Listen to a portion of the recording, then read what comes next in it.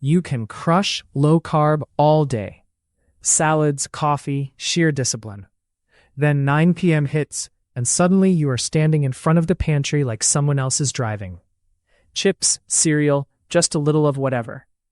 That swing is not you being broken. It is a predictable trigger you set up earlier, usually without realizing it.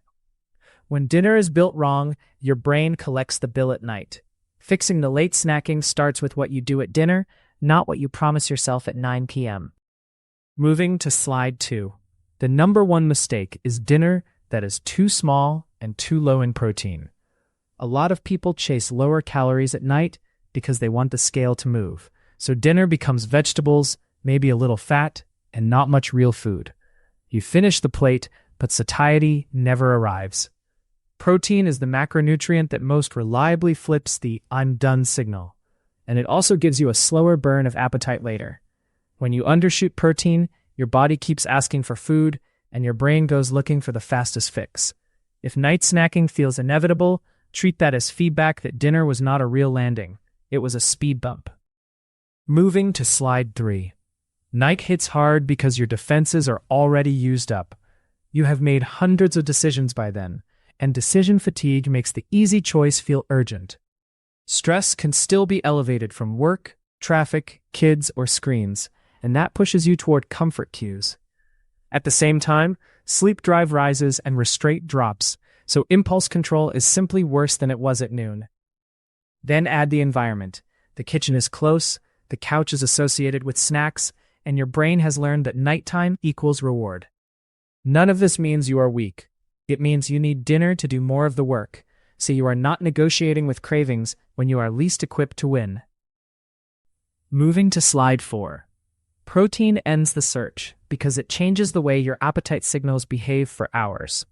A solid protein dose at dinner increases satiety hormones like PYY and GLP-1, which help you feel satisfied and reduce the urge to keep hunting for more food.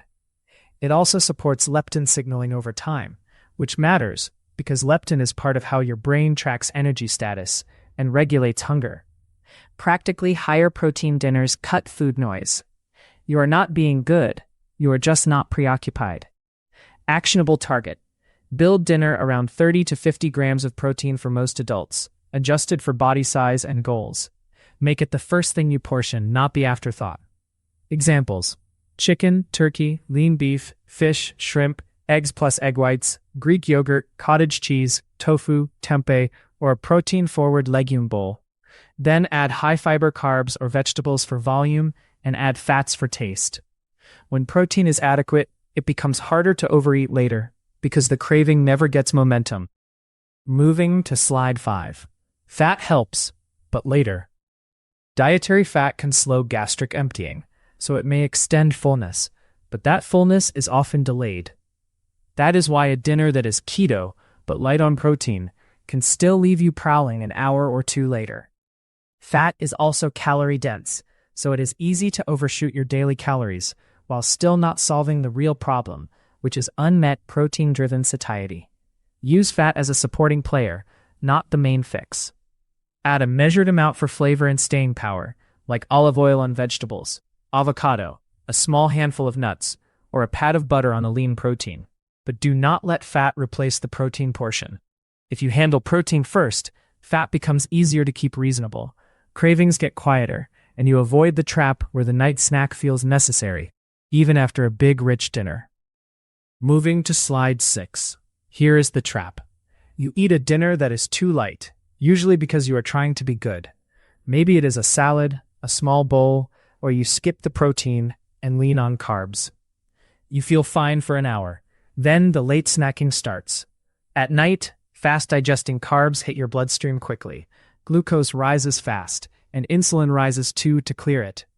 If you are already underfueled, that insulin response can overshoot your needs, especially when the snack is mostly carbs without much protein, fiber, or fat to slow the absorption. Now you get the crash. Not always dramatic, but enough that your brain reads it as, "I need something." That feeling turns into cravings, usually for more carbs, because they work the fastest. And once you are in that loop, your snack choices get less rational. You keep chasing stable energy, with the exact foods that keep destabilizing it. This is not a willpower problem. It is a predictable blood sugar pattern created by an underbuilt dinner, and your stress hormones are happy to add fuel to it. Moving to slide 7. When you consistently undereat, your body treats low fuel like stress. Cortisol stays elevated longer into the evening because it is trying to keep energy available. That can make cravings feel urgent, not casual. It can also make your sleep lighter because cortisol pushes wakefulness and a more vigilant nervous system. Then the next day gets harder. You wake up less rested, your appetite signals are noisier, and you are more likely to reach for quick energy.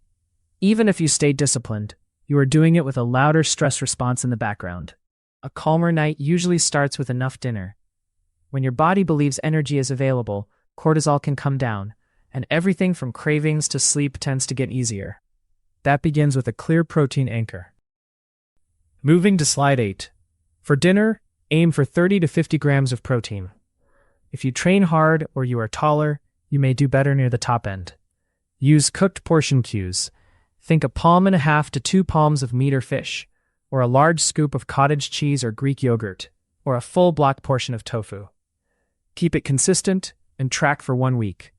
A solid protein base makes the rest of the plate easier to build. Moving to slide 9. Build the plate in this order. Start with protein as the base. Then add high-fiber vegetables, especially the ones you actually enjoy, like broccoli, peppers, leafy greens, zucchini, or a big mixed salad. Fiber adds volume and slows the meal, which helps with steady appetite later. Next, add fat for satisfaction. That can be olive oil, avocado, nuts, cheese, whole eggs, or a creamy sauce. Fat does not spike glucose, and it helps the meal feel complete, so you are not prowling the kitchen an hour later. Salt to taste, especially if you are eating lower carb. If you want something sweet, keep it optional and small, like a handful of berries or plain Greek yogurt with berries. A plate like this is how you finish dinner feeling fed, not restricted. Sometimes what feels like hunger after that is not hunger at all. Moving to slide 10. Low-carb eating increases sodium loss through the kidneys, especially in the first week or two. That can show up as headaches, fatigue, low energy, and cravings that feel exactly like hunger. You can be fully fed and still feel like you need to snack, when what you really need is salt and fluid. With dinner, salt your food properly. If you are prone to evening cravings, try a mug of warm broth or bouillon after dinner. Many people feel their urges settle within minutes because the body stops chasing electrolytes. If you are getting lightheaded when you stand up, or your workouts feel suddenly harder, take electrolytes seriously. It is a simple fix that can make your evenings calmer, and it keeps you from reaching for snacks that look healthy but keep the cycle going. Moving to slide 11. Nuts and cheese are the classic healthy snack trap. They look low-carb and harmless, so you start with a small handful. But nuts are easy calories, and cheese stacks a salty, fatty combo that keeps you reaching back in. The problem is protein per bite is low, so you do not feel done fast. If you want the scale to move, these foods are not automatically safe just because they sound clean. Moving to slide 12. If you still need something, make it protein forward and decide the portion before you start eating. Think a single serving of Greek yogurt, cottage cheese, a protein shake, or a couple of hard-boiled eggs. Pre-portion it into a bowl or cup, then put the package away. Skip the crunchy, snacky rituals that train you to keep grazing, like eating straight from a bag while scrolling. Set a kitchen cutoff time that protects your sleep window, because late snacking often turns into late bedtime, and short sleep makes cravings louder the next day. You are not trying to win with willpower. You are designing a snack that ends. Moving to slide 13. Make this your experiment. For 3 nights in a row, eat a bigger protein dinner, then stop. Notice how strong your cravings get afterward, and how your sleep feels. If cravings drop and sleep improves, you just found your lever.